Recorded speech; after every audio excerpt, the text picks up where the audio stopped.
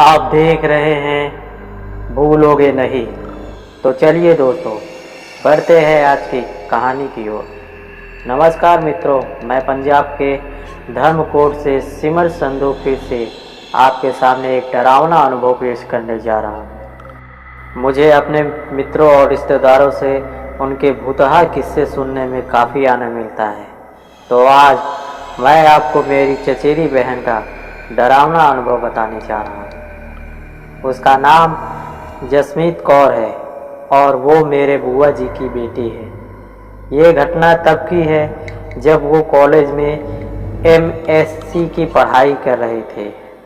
वो उस समय वहाँ के गर्ल्स हॉस्टल में ही रहा करती थी। परीक्षा से पहले वो और उनकी कुछ सहेलियाँ लाइब्रेरी में पढ़ाई कर रही थी। पढ़ाई करते हुए रात के 12:30 बज चुके थे। उस लाइब्रेरी में केवल 6 लड़कियां ही थी। लाइब्रेरी में एकदम सन्नाटा छाया हुआ था और सारा हॉस्टल एकदम शांत था।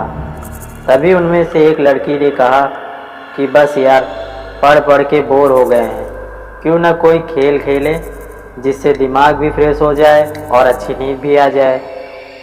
सब उसकी बात से सहमत हो गए।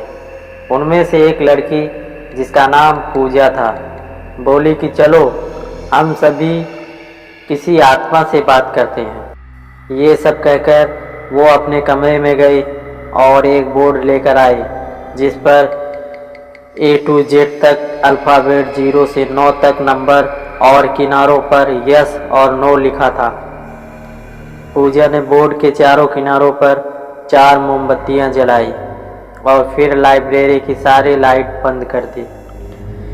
फिर उसने सिक्का बोर्ड के बीच में रख दिया। उनमें से 2 लड़कियां तो डर के मारे अपने कमरे में चली गई और बाकी चारों ने उस सिक्के पर एक उंगली रख दी। फिर पूजा ने कहा कि कोई डरना मत और यहाँ से उठना मत, वरना आत्मा नाराज हो जाएगी। अब पूजा बोलने लगी, अगर यहाँ पर कोई आत्मा है तो प्लीज़ हमसे बात करो। लाइब्रेरी में अजीब सा सन्नाटा और अंधेरा छाया हुआ था। अचानक लाइब्रेरी में कहीं से कुछ आवाज़ आई। उन्होंने सोचा शायद कोई किताब गिरी होगी। उसी समय सिक्का हिला और जसमीत दीदी ने पूछा, क्या यहाँ पर कोई आत्मा है? तभी छत पर लगा बंद पंखा जोर से हिलने लगा।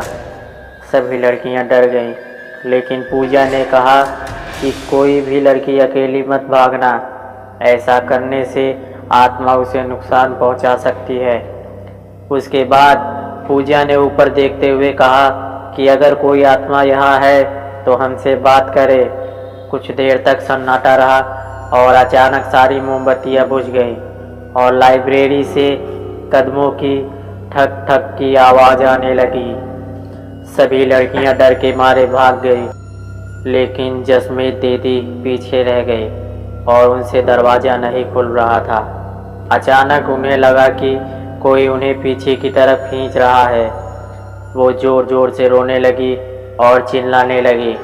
उनकी आवाज़ सुनकर हॉस्टल की सारी लड़कियां जाग गईं और उठकर लाइब्रेरी की तरफ दौड़ी। हॉस्टल वार्डन ने और सभी लड़कियों ने मिलकर दरवाज़ा खोला और दीदी को बाहर निकाला। इस घटना के बाद उन्हें आज तक लाइब्रेरी के डरावने सपने आते हैं और वो आज तक उस घटना को नहीं भूली। तो दोस्तों, मेरी दीदी के अनुभव को देखकर मुझे ये लगा कि कभी भी किसी आत्मा या प्रेत को परेशान नहीं करना चाहिए। तो दोस्तों, आज की कहानी बस यहीं तक। मिलते हैं एक और नई कहानी में।